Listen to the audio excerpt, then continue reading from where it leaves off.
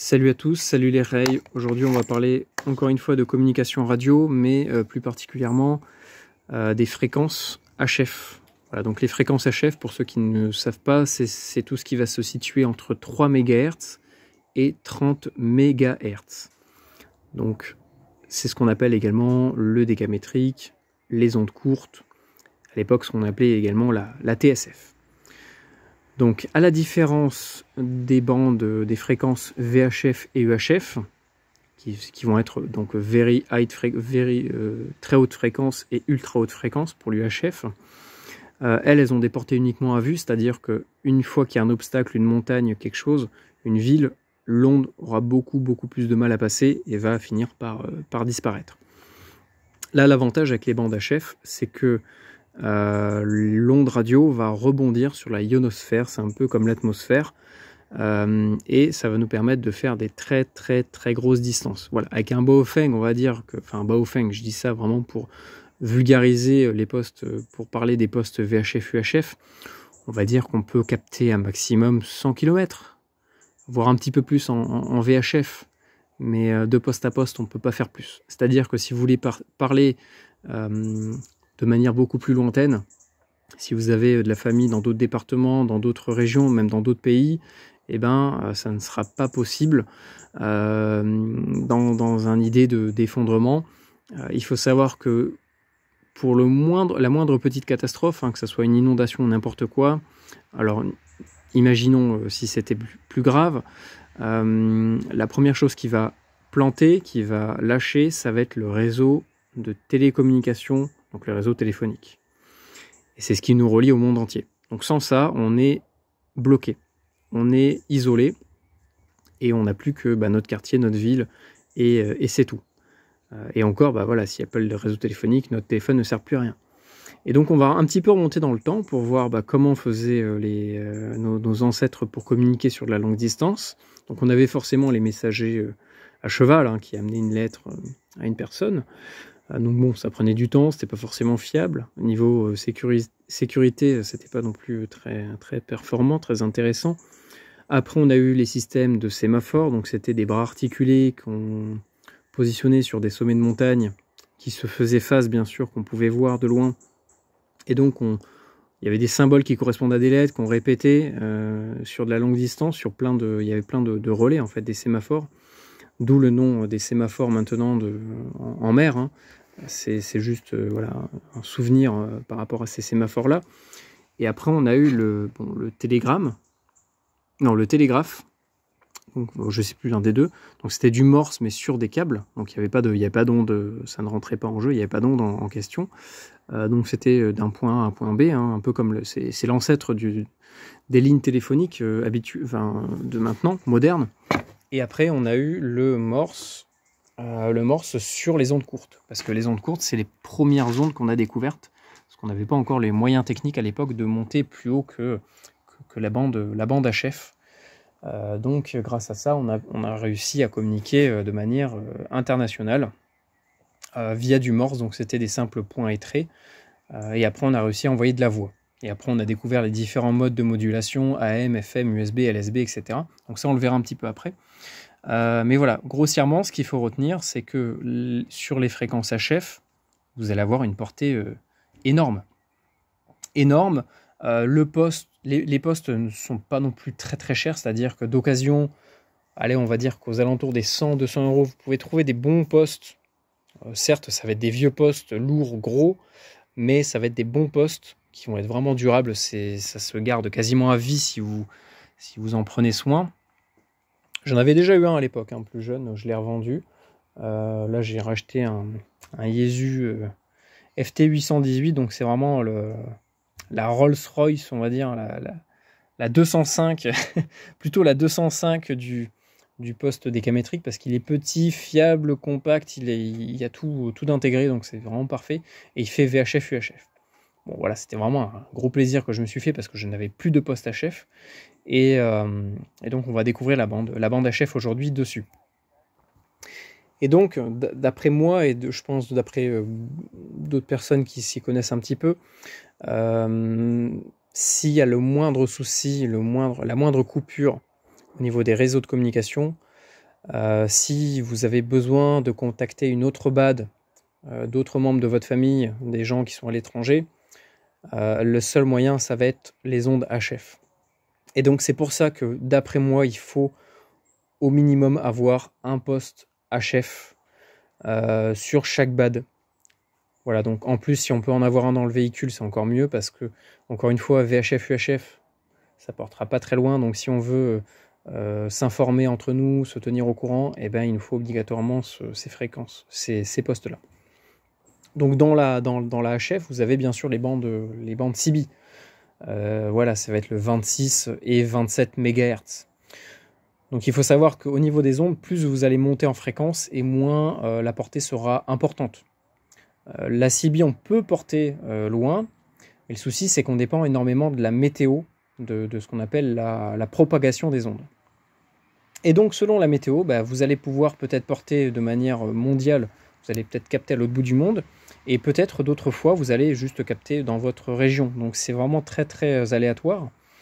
Et c'est pour ça qu'il faut que le reste de la bande est très intéressante par rapport à sa capacité à porter très loin. C'est-à-dire que sur du 10, 14 ou même 7 MHz, on peut très facilement porter à l'autre bout de l'Europe ou à l'autre bout du monde, avec peut-être 10 ou 20 watts. Donc c'est vraiment très très intéressant. On va un petit peu écouter à quoi ça ressemble. Donc là, je triche un petit peu pour ce week-end, hein, parce qu'on est week-end de contest international radio amateur, donc il y a tous les radio amateurs sur les ondes courtes. Donc ce qu'il faut savoir aussi, c'est que là, voilà, vous voyez que les types de modulation ne sont pas les mêmes que sur les Baofeng. Les Baofeng, c'est de la FM, plus précisément de la narrow FM, donc de la FM étroite. Et sur les ondes courtes, ce qui est le plus utilisé, donc plutôt pour les radiodiffusions, ça va être de la AM, et peut-être même de l'USB LSB, mais ça c'est moins fréquent. Mais pour les communications entre personnes, on va plutôt être sur le mode qu'on appelle en français BLU, donc c'est pour bande latérale unique. Donc il faut savoir que ça c'est très important aussi, hein, je vais vous faire un petit truc là-dessus.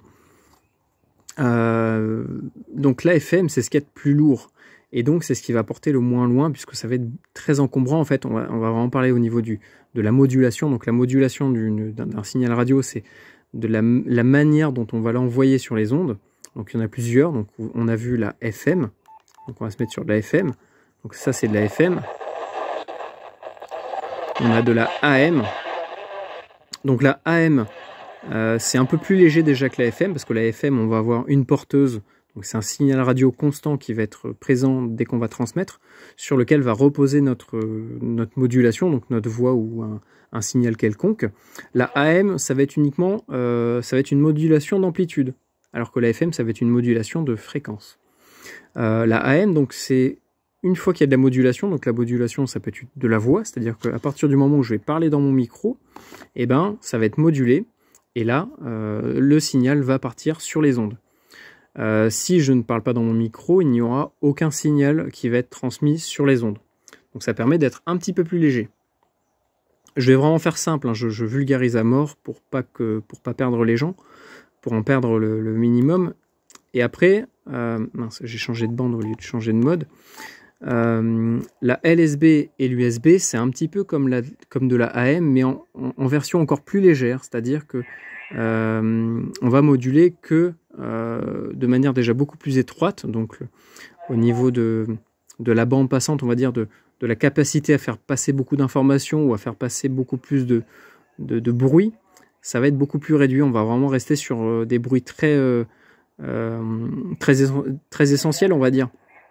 Donc la modulation de la voix, ça passe très très bien.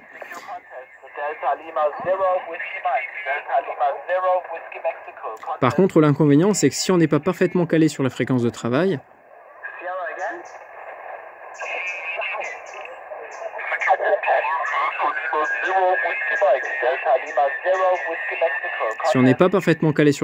eh ben, vous voyez que le son est déformé.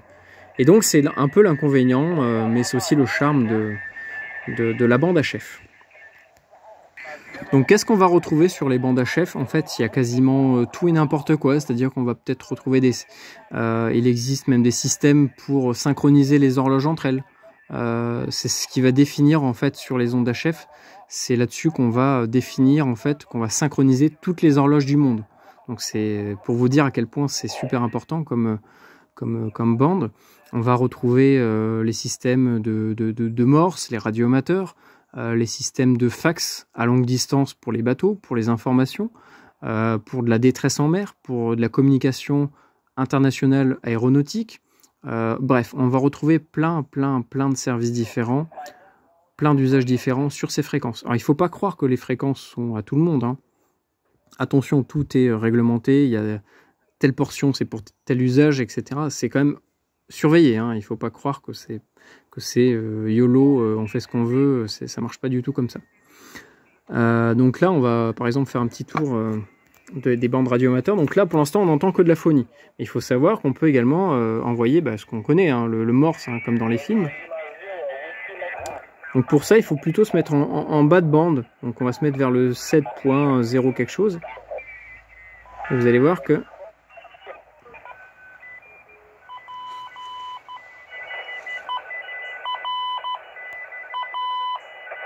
donc ça c'est du morse mais de version en mode très lent, donc c'est-à-dire que ça va nous permettre de porter encore, d'être beaucoup plus fiable au niveau du décodage que des modes plus rapides. Donc ça c'est du morse, hein, vous connaissez le morse, le principe. Trait, point, voilà, ça fait des symboles, des lettres, des chiffres. Il y en a également, par exemple, alors si on monte un peu plus haut, je crois que c'est 74, on a par exemple le mode, je vais vous dire des termes, ça va vous sembler du chinois, hein, mais c'est pour étayer un petit peu ce que je dis, pour expliquer, pour pas juste montrer un truc comme ça. Ah, peut-être qu'ils l'ont coupé pour le contest. On va se mettre sur, par exemple, la bande des 14 MHz, qui est une bande radioamateur. Donc ça par exemple c'est un mode numérique, c'est du FT8. Donc, vous voyez, ça fait un peu flipper, hein. C'est pas un truc, c'est pas parce que c'est Halloween aujourd'hui qui diffuse ça, hein. C'est vraiment des communications là qui sont en cours. Donc en fait chaque tonalité va correspondre, enfin c'est des suites de tonalités très longues, ce qui va permettre encore une fois de rendre la communication encore plus fiable. Ça va être beaucoup plus long mais beaucoup plus fiable, et on va comme ça transmettre des messages un peu comme du chat en fait, hein. On va taper des écritures, bonjour 73 de la station machin bidule, bonjour à tous, et ben ça va le retransmettre en bip qui va passer sur les ondes, et ça on peut les décoder partout dans le monde. Pareil pour le morse, hein, c'est un truc qui passe partout, des bips, même avec des signaux très faibles en réception, on peut le décoder sans trop de soucis. Et donc après on peut même retrouver de l'envoi d'images, hein, c'est-à-dire que ça s'appelle le SSTV, donc on va se mettre sur... Je sais pas si on va entendre quelque chose, s'il va y avoir une transmission en cours, mais... Ah, si on... Vous entendez? Ça c'est de la SSTV. Donc si vous avez des applications, enfin vous avez des applications sur les téléphones, vous avez SSTV encodeur qui va vous permettre d'envoyer de la SSTV, et vous avez Robot 36, comme un robot et 36 3.6, qui va vous permettre de décoder la SSTV. Donc après il y a différents modes. Donc si vous avez un smartphone, vous allez pouvoir décoder l'image qui est envoyée ici. Donc ça va prendre plusieurs minutes, hein, à être envoyé, mais ça va vous permettre d'envoyer des images peut-être à l'autre bout de la France ou même à l'autre bout du monde. Donc plus ça va être long, plus la qualité sera bonne. Donc c'est-à-dire que des fois on peut se retrouver à 8 minutes, une image qui dure 8 minutes, mais on va avoir une qualité au niveau pixel de 800 sur 600 à peu près. Donc c'est plutôt intéressant. Donc pourquoi je vous dis tout ça? Parce que tout simplement, je pense qu'en cas d'effondrement, c'est les seules solutions qui vont nous rester en fait. Ça va être la phonie sur de la BLU, et ça va être des envois de fax et des envois de messages en morse ou de SSTV via les ondes courtes pour nous envoyer des photos, etc. Donc pourquoi est-ce que je me suis mis sur les bandes radioamateurs? Parce que c'est un très bon entraînement pour déjà commencer l'écoute, comprendre un petit peu le langage, comprendre un petit peu les boutons, etc., comment ça se règle, les modes de modulation. Il y a un standard, donc en dessous de 10 MHz, c'est de la LSB, et au-dessus c'est de l'USB. Voilà. Après il y a des exceptions, mais la plupart du temps ça fonctionne comme ça. Bon là il y a plusieurs images qui passent en même temps, mais voilà, on peut tout à fait retrouver par exemple des des stations de radiodiffusion ondes courtes hein, qui apportent de l'information. Donc ça peut également nous permettre d'avoir de l'info si, parce que je pense que ça arrivera, hein, si il y a une inondation, bah, les premières choses qui coupent, bah, c'est aussi de l'électricité. Et donc bah, les stations FM, ah bah voilà, on a la prière, super, bah voilà. Pour ceux qui n'ont pas encore fait la prière, c'est bon, c'est le moment. Vous voyez, on peut retrouver des stations du Maghreb, hein, je suis dans le centre de la France, parce que en fait, chez eux, la FM, ça passe pas, tout simplement. Dans le désert, la seule chose qui passe, c'est la HF. On va retrouver peut-être voilà, des stations étrangères, on peut trouver la Chine, l'Inde, on trouve vraiment de tout. Hein. Vraiment, c'est impressionnant, il y a tout.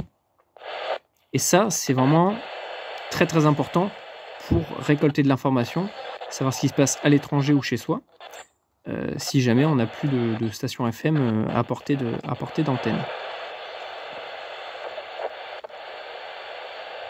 Donc après, la plupart du temps, les stations d'information, de radiodiffusion sont en AM, et donc ça, il y a pas mal de fréquences qu'on peut également retrouver, qui sont également dispo sur les postes tout public, hein, c'est-à-dire que les postes de voiture, la plupart du temps, ont également le mode AM. Donc ça va être plutôt sur les fréquences très très basses qu'on va retrouver des stations de diffusion. Mais plus vous allez descendre en fréquence, plus la portée sera importante. Par contre, plus l'antenne devra être grande. Donc ça aussi, c'est un facteur à prendre en compte. Donc après, vous avez un calcul tout simple. Hein, si c'est juste pour de l'écoute, prenez un simple bout de fil de 15-20 mètres ou même 10 mètres. Ça fera le travail. Si vous voulez vraiment travailler sur une fréquence bien précise, je vais vous donner un petit calcul qui va vous permettre de fabriquer vos antennes. Donc vous faites 300 divisé par la fréquence. Donc imaginons, voilà, on va se mettre sur... là je vous ai montré un petit peu les ondes, la radiodiffusion. Si je me mets sur le 14 mégas, on va faire 300 divisé par 14, ça va nous donner 20. À peu près, hein. C'est pour ça qu'on appelle la bande des 14 MHz la bande des 20 mètres. La bande des 7 MHz, ça va être la bande des 40 mètres. La bande des 21, je crois que c'est le 30 ou je sais plus combien. Je ne veux pas dire de conneries. Non, peut-être 15. La bande CB, c'est la bande des 11 mètres. La fréquence 28 mégas, c'est la bande des 10 mètres. Et donc, grâce à ce calcul, vous allez pouvoir déjà connaître la longueur d'onde, comprendre le principe de la longueur d'onde, et ça va être très très important pour la fabrication de l'antenne. Une fois que vous avez la longueur d'onde, vous faites juste diviser par 4 et ça va vous donner la longueur pour une 1/4 d'onde. C'est vraiment l'antenne la plus basique à fabriquer, la plus simple et la plus efficace, vraiment qui marche avec toutes les fréquences.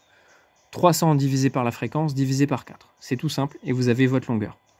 Donc là, moi je suis sur une antenne, donc vraiment c'est fait à l'arrache, hein, pour vous montrer à quel point c'est rustique et efficace. Là j'ai pris une télescopique, toute simple, sur lequel j'ai entortillonné un fil, et on va partir, je vais vous montrer l'antenne. Tac, donc l'antenne, le fil passe ici, donc c'est un simple câble en alu, hein. On peut prendre du câble électrique si vous voulez, mais le câble alu c'est encore plus léger, et donc tac, notre fil il va faire ça. Et le fil en tout fait 12 mètres.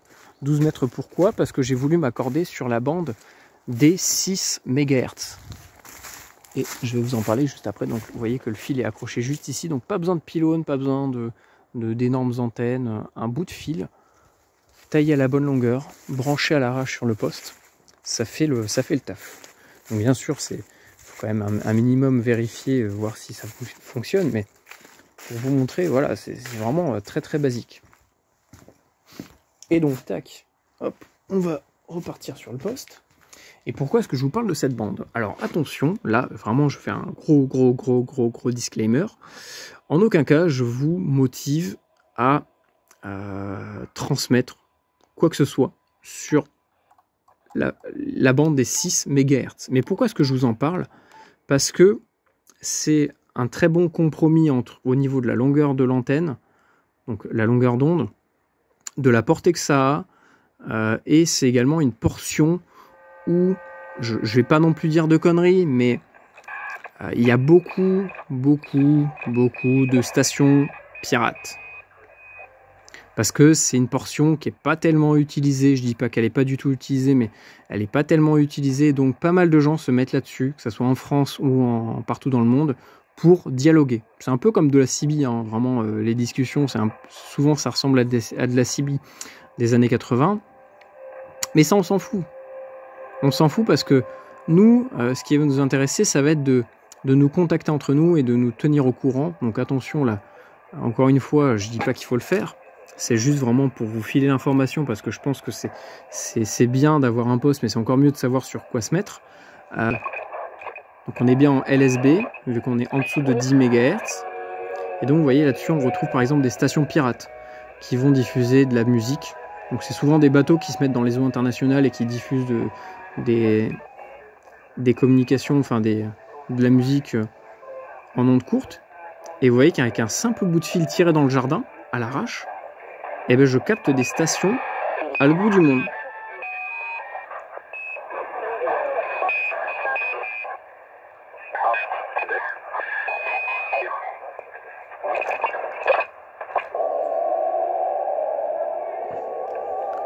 Donc après les ondes HF, hein, il faut savoir que c'est quand même surveillé, c'est pas non plus la foire à la saucisse.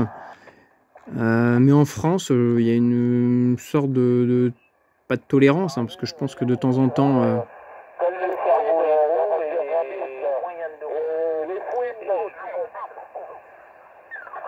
Mais en France, en ce moment, c'est un peu la foire à la saucisse sur les ondes.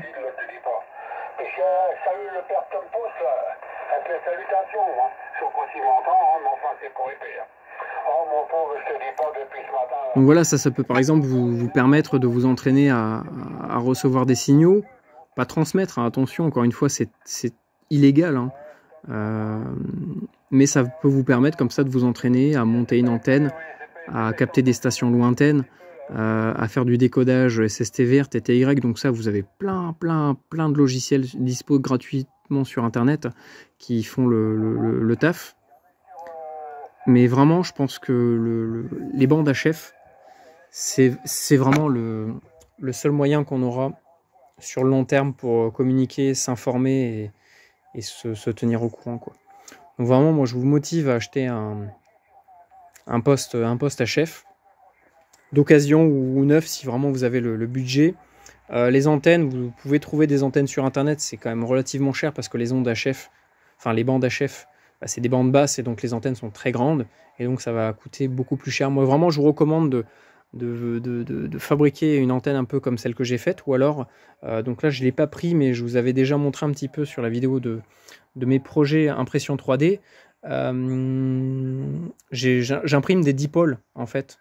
Donc un dipôle c'est une antenne, donc c'est un quart d'onde sur le côté plus de l'antenne et un quart d'onde sur le côté moins de l'antenne. En fait une antenne c'est comme une batterie, il y a un plus, il y a un moins. Et donc ça fait un demi-onde dans tout, avec le plus et le moins, donc la masse et le brin rayonnant. Et ça, en fait, vous le tendez, vous le perchez dans un arbre et vous avez une super portée. Donc ça peut également vous permettre d'avoir une station portable qui communique super loin. Et là, sur ce poste-là, hein, j'ai même pas 10 watts et je suis sûr que je peux être entendu dans toute la France. Donc on peut imaginer avec des stations beaucoup plus importantes à l'avenir. Donc on peut imaginer par exemple une fréquence sur laquelle on se tient au courant, bien sûr dans des circonstances qui nous poussent à le faire, hein. On n'aura plus le choix, donc on sera obligé de passer par les ondes. On peut tout à fait imaginer un système où chaque BAD a un poste décamétrique, donc je dis décamétrique, ça peut être un poste CB, hein, attention, je ne vous dis pas de vous mettre là-dessus, hein. Ça peut être un poste CB branché sur un ordinateur et sur lequel on va taper un message, hop, ça va envoyer le message sur les ondes via un mode que ça peut être, je sais pas moi, voilà, le Morse ou ce qu'on veut, et toutes les stations, toutes les BAD qui sont sur la même fréquence, hop, vont pouvoir décoder le message et vont pouvoir recevoir un message que ça peut être voilà, un message d'alerte, une catastrophe, je sais pas, une explosion d'une centrale, ça peut être tout et n'importe quoi. Bref, voilà, je pense que vous avez un petit peu compris le concept. Si vous voulez découvrir les ondes HF sans forcément acheter un poste à 100, 2, 3, 5, 600 €, 1000 €, même il en existe à 10 000 €, hein, vraiment c'est la folie. Vous avez plusieurs solutions. Vous avez, pour faire de l'écoute, pour découvrir les ondes HF, vous avez les SDR web. Donc les clés SDR, bah, cherchez ce que c'est sur Internet. Et vous pouvez également, via des web SDR, donc c'est des SDR en ligne, écouter les ondes, que ce soit même VHF, UHF, hein, mais surtout les ondes courtes, de plein de points différents, de plein de stations différentes en Europe. Enfin, à partir de ces stations-là, vous allez pouvoir écouter via le net les ondes HF. Vous avez également des clés SDR qui, aujourd'hui, pour pas cher, hein, je crois que j'en ai acheté une là il n'y a pas longtemps, qui m'a coûté une trentaine d'euros. Pour 30 €, vous avez une clé SDR qui va vous permettre sur un ordinateur, bien sûr il va vous falloir une antenne adaptée, mais sur un ordinateur, un simple ordinateur, recevoir les ondes courtes. Et ça c'est vraiment super. Sinon maintenant il y a des postes chinois pas très chers qui font également de la transmission. Mais je sais pas trop quoi en penser. Moi je vous recommande plutôt de partir sur des vrais postes à l'ancienne qui pèsent 1 tonne mais qui sont très solides. Et ça c'est vraiment quelque chose de résilient et de vraiment pertinent au niveau de nos communications. Parce que vraiment j'ai fait cette vidéo là aujourd'hui parce que ok, VHF, UHF c'est très bien hein, pour de la courte distance, du local, du familial. Mais si vous voulez vraiment porter loin, il n'y a pas à chier, il n'y a que les ondes HF en fait. Il n'y a que ça. Et j'en ai marre de voir des pseudo-vidéos qui traitent du sujet mais qui ne proposent pas de réelles solutions, ou alors qui vont vous dire « Ah il faut passer votre licence radio amateur ». Oui, je vais passer 6 mois, 1 an pour, au final, je pourrais toujours pas communiquer avec ma famille. Enfin, voilà, par rapport à notre approche à nous, la licence me semble pas être la meilleure des idées. Je dis pas qu'il faut pas, je dis pas que c'est la pire, mais pour moi, dans un contexte dégradé, licence, pas licence, il n'y a rien à péter. Donc voilà.